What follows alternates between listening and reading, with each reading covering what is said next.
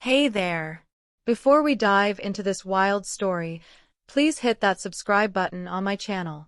Your support means the world, and it keeps me sharing these crazy experiences. Now, let's get into it. A tale of corporate betrayal, unexpected redemption, and a twist that'll leave you stunned. It was a Monday morning, the kind that feels heavier than usual, when I walked into the office. The air was thick with the usual buzz, phones ringing, keyboards clacking, and the faint hum of corporate ambition. I'd been a senior designer for 3 years, leading projects that brought our small firm some serious clout. My desk was my kingdom, covered in sketches, coffee cups, and post-it notes with deadlines. I'd poured my soul into a design for an international competition, a project I'd spearheaded for months. It was my baby, my masterpiece, and I was sure it would put our firm on the map. That morning, I was ready to present it to the board, confident it would impress. But as I settled in, my boss called me into his office, his face unreadable. I walked in, expecting praise or at least a nod of approval for my work. Instead, he slid a memo across his desk, his eyes avoiding mine. The words hit like a punch. I was being demoted to assistant. No explanation, no warning, just a cold, corporate decision. My stomach churned as I tried to process it. Assistant? After all I'd done? I sat there, stunned, as he mumbled something about restructuring. I walked back to my desk, my pride in tatters, wondering what I'd done wrong. The demotion felt like a slap in the face, a betrayal after years of loyalty. I'd given everything to this company, late nights, weekends, endless revisions. My designs had won clients, boosted revenue, and even earned industry buzz. Yet here I was, stripped of my title, relegated to fetching coffee and taking notes. The office, once my creative haven, now felt like a prison. Colleagues whispered, their pitying glances cutting deeper than any words. I tried to focus, but my mind kept replaying the memo, effective immediately. No one explained why, and that silence gnawed at me. Was it my work, my attitude, or just corporate politics? I thought about my competition design, the one I'd poured my heart into. It was still in the running, submitted under my name months ago. But now, as an assistant, would anyone even care? I sat at my desk, staring at my sketches, feeling like a fraud. The sting of humiliation was relentless, but I couldn't quit. Not yet. By noon, I was drowning in menial tasks, photocopying, scheduling meetings, refilling the printer. My old team, people I'd led, now gave me awkward smiles, unsure how to treat me. I wanted to scream, to demand answers, but I swallowed it down. The design competition loomed in my mind, a flicker of hope in this nightmare. I'd spent months perfecting every detail, obsessing over lines and colors. It was bold, innovative, and unmistakably mine. I'd submitted it before this demotion bomb dropped, and tonight, the winners would be announced. I clung to that thought, a lifeline in the chaos. Maybe, just maybe, it could change things. But doubt crept in. Would they even credit me now? I was just an assistant, after all. As I sorted files, my phone buzzed with a reminder. The award ceremony was in a few hours. I wasn't invited, of course. Assistants don't get gala invites. Still, I planned to watch the live stream, holding on to a shred of hope. The office clock ticked toward 5 p.m., each second dragging like an eternity. My new role kept me busy with grunt work, but my mind was elsewhere. I kept checking my phone, refreshing the competition's website for updates. My design was a fusion of minimalism and bold textures, a concept I'd fought for. It wasn't just a project, it was a statement, a reflection of everything I stood for. I'd pitched it to the team, rallied them behind it, and now it was out there, judged by strangers. The demotion made me question everything. Had I been too bold? Too confident? I overheard my boss talking about reassigning my old projects, and my blood boiled. They were erasing me, piece by piece. Yet, I couldn't let go of the competition. I needed that win, not just for validation, but to prove I wasn't invisible. As I left the office, I felt a mix of dread and anticipation. The ceremony was starting soon, and I'd watch it alone from my couch. At home, I set up my laptop, the live stream ready to go. The award ceremony was glitzy, all chandeliers and tuxedos, a world I used to dream of joining. I poured a glass of wine, trying to calm my nerves, but my hands shook. The demotion replayed in my head. How could they do this to me? I'd given them everything, and now I was a nobody. The ceremony began, with speeches and applause that felt so far away. I kept refreshing my email, hoping for news, but nothing came. My design was in the top category, a prestigious one, and I knew it had a shot. But doubt whispered, what if they credited someone else? My former team lead, maybe, or the boss who demoted me. The thought made me sick. As the host read the nominees, my heart pounded. My name wasn't mentioned, but my design was, described in glowing terms. I leaned closer, barely breathing, waiting for the verdict. The host paused, smiling, as the room fell silent.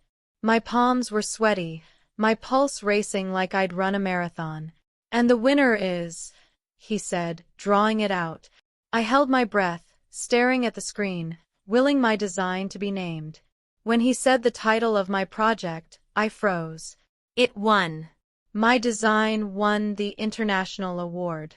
The room on the screen erupted in applause, but I sat there, stunned, alone in my apartment. They didn't say my name, just the firm's. I felt a surge of pride, then a wave of anger. I'd created this, poured my soul into it, and now I was an assistant, erased from the spotlight. My phone buzzed with texts from old colleagues, some congratulating me, others oblivious. I wanted to celebrate, but the demotion loomed like a dark cloud. This was my moment, yet it wasn't. I kept watching, hoping for some acknowledgement, but the ceremony moved on. The live stream ended, and I sat in silence, processing the win. It should have felt like a triumph, but it was bittersweet. My design was being celebrated worldwide, yet I was stuck in a role I didn't deserve. I opened my laptop, scrolling through the competition's website, where my project was now featured. The description was glowing, calling it groundbreaking and visionary. But my name was nowhere, just the firm's logo. I felt robbed, not just of my title, but of my identity. I thought about confronting my boss, demanding answers, but what would that change? The demotion was done, the memo signed. Still, this win was proof I wasn't the failure they'd made me feel like. I saved screenshots of the website, evidence of my work, my victory. I wasn't sure what I'd do with them, but they felt like armor. I needed to reclaim my place, somehow, someway. The next morning, I walked into the office with a strange mix of defiance and exhaustion. The win was public now, and whispers followed me down the hall. Colleagues congratulated me, but their words felt hollow. Some didn't even know I'd been demoted. My boss called me in again, and I braced for another blow. Instead, he smiled, acting like nothing had happened. "Great work on the design," he said, as if I were still a senior designer. I wanted to scream. Did he think I'd forget the demotion? I nodded, biting my tongue, and left his office. Back at my desk, I saw an email from the competition organizers, addressed to me. They wanted an interview about the winning design. My heart leapt. This was my chance to set the record straight. But would the firm let me speak, or would they claim the credit? I replied, agreeing to the interview, determined to tell my story. The interview was scheduled for the next day, a video call with a major design magazine. I spent the night preparing, rehearsing how I'd talk about my work without sounding bitter. The demotion still stung, but this was bigger than my title. It was about my legacy. I pulled up my portfolio, my sketches, every scrap of evidence that proved this design was mine. The firm hadn't supported me. I'd fought for every decision, every detail. I thought about the memo again, the cold words that had stripped me down. This interview was my shot to take back my voice. At the office, I kept my head down, dodging questions about the win. My boss hadn't mentioned the interview, and I didn't tell him. I wasn't sure if they'd try to stop me, but I wasn't taking chances. As I left for the day, I felt a spark of hope. Maybe this could change everything, or at least remind me who I was. The interview went better than I'd dreamed. The journalist was kind, curious, and genuinely impressed by my work. I talked about the design, my process, the sleepless nights, and the passion behind it. I didn't mention the demotion, it wasn't the place, but I made sure every word screamed, "This is mine." They promised the article would run next week, with my name front and center. As I hung up, I felt alive again, like the designer I used to be. Back at the office, I overheard my boss taking credit in a meeting, calling the win a team effort. I clenched my fists, but I stayed calm. The article would tell the truth. I started planning my next move, maybe a new job, maybe a bold confrontation. The demotion had broken me, but this win was rebuilding me. I wasn't just an assistant. I was a designer, and the world was about to know it. The days after the interview were a blur of anticipation and tension. I kept checking the magazine's website, waiting for the article to drop. At work, the demotion still hung over me like a shadow. I was back to menial tasks, organizing files, answering emails, playing the assistant role. But now I carried a secret. The world would soon know my name, not just the firm's. Colleagues started treating me differently, sensing something had shifted. A few asked about the win, but I kept it vague, not wanting to stir trouble yet. My boss, oblivious, kept parading the award as his triumph. It burned, but I held my tongue, waiting for the right moment. The competition's website now had my design plastered everywhere, still without my name. I saved every screenshot, building a case for myself. I wasn't just fighting for credit, I was fighting for my identity. Each day, I felt stronger, more determined to turn this setback into a comeback. The article finally went live, and it was everything I'd hoped for. My name was in bold, my story front and center, with quotes that screamed my passion. The magazine called my design a game changer, praising its originality and depth. I read it over and over, feeling validated for the first time in weeks. At the office, I printed a copy and left it on my desk, subtle but deliberate. Colleagues noticed, and whispers spread like wildfire. My boss hadn't seen it yet, but I knew he would. I braced for his reaction, unsure if it'd be anger or fake praise. By lunch, I caught him reading it, his face unreadable. He didn't mention it, but the tension was palpable. The article was my shield, proof I wasn't just an assistant. I started getting messages from industry peers, congratulating me, inviting me to events. For the first time, I felt like I could leave this toxic place. The demotion had tried to erase me, but I was rewriting my story. That afternoon, a coworker pulled me aside, eyes wide with gossip. "They're talking about promoting you back," she whispered. I didn't believe it. Corporate games didn't work that fast. But the article had clearly rattled the higher-ups. My boss called me in again, this time with a forced smile. He mumbled about re-evaluating my role, hinting at a possible return to senior designer. I nodded, keeping my face neutral, but inside, I was fuming. They demoted me without reason, and now they wanted to play hero? I wasn't buying it.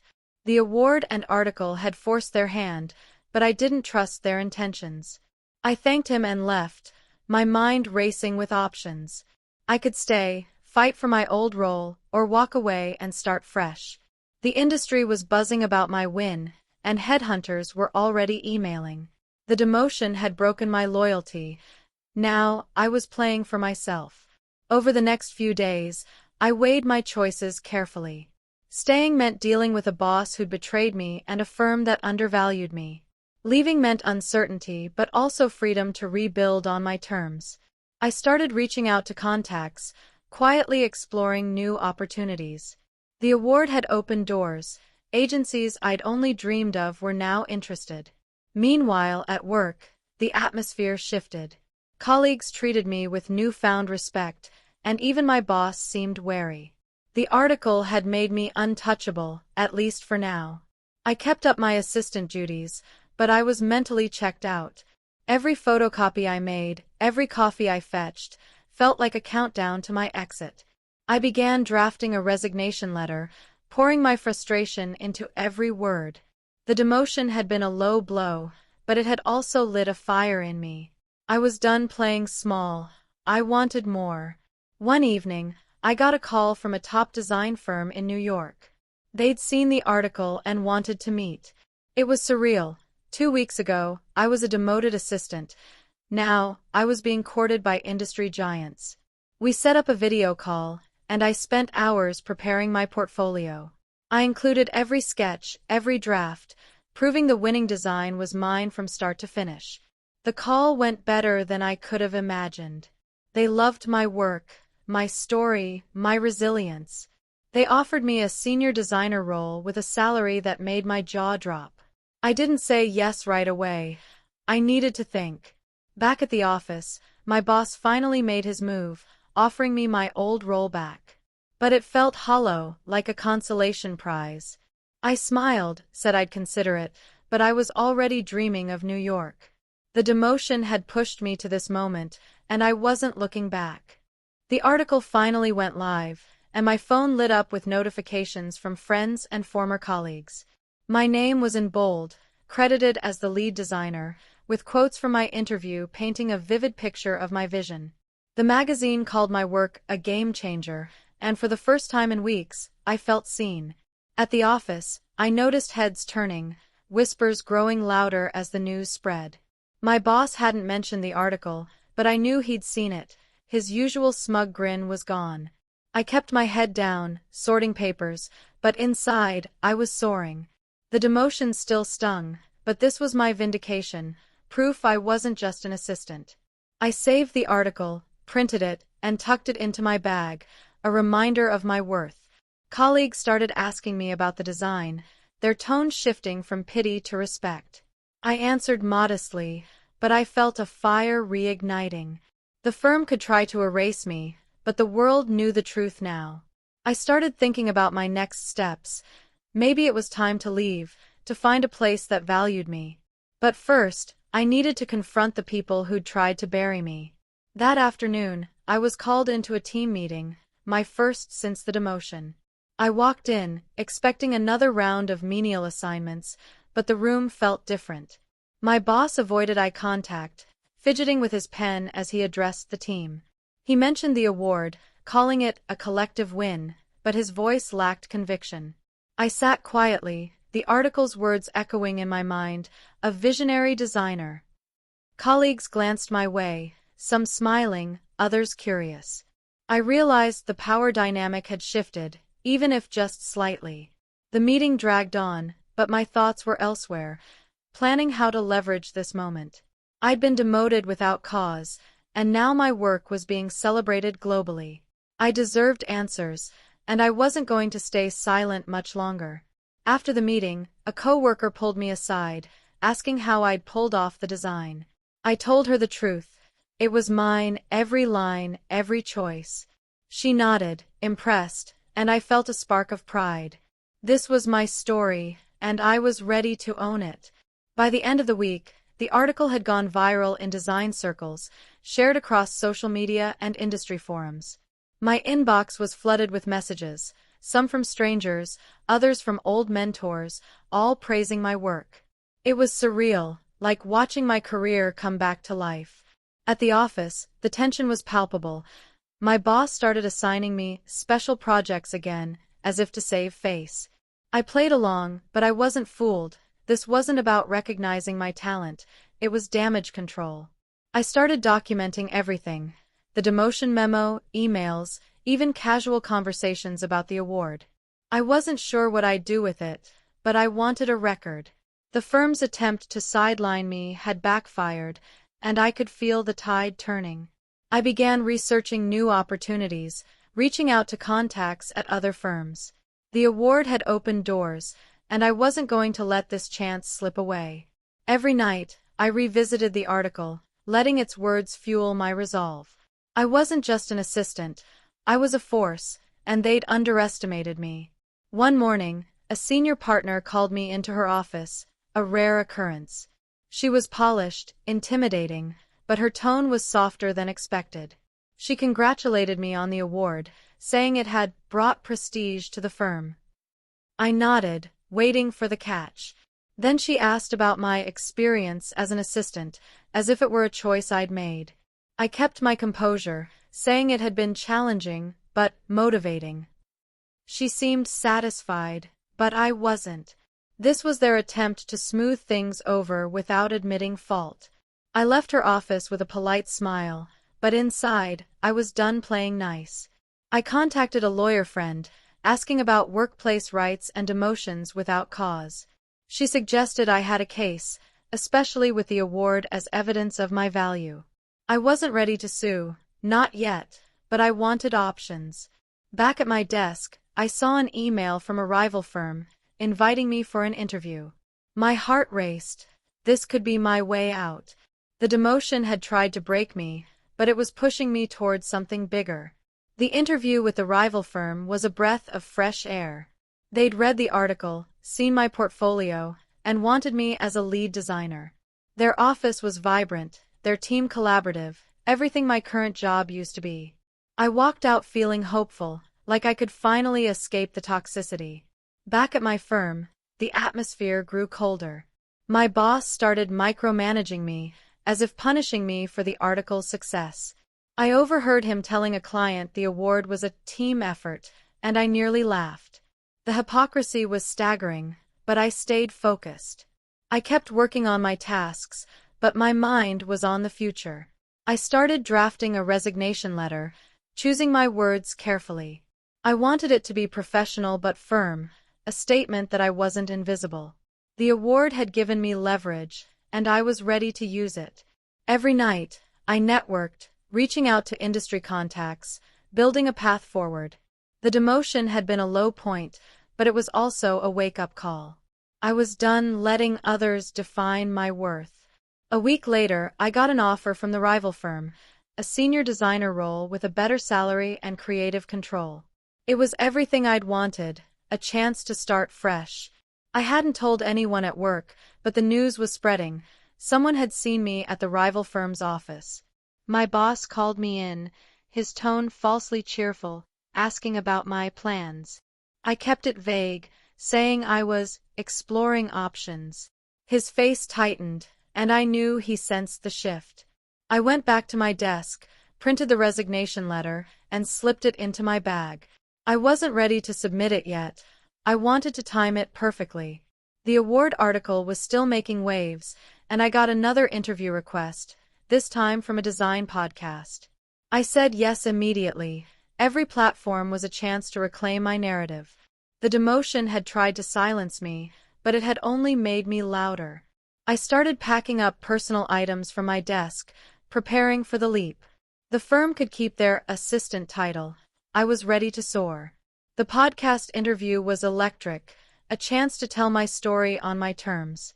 I talked about the design, the award, and the passion that drove me, hinting at the challenges without airing dirty laundry. The hosts were enthralled, and the episode aired to thousands of listeners. At work, the fallout was immediate.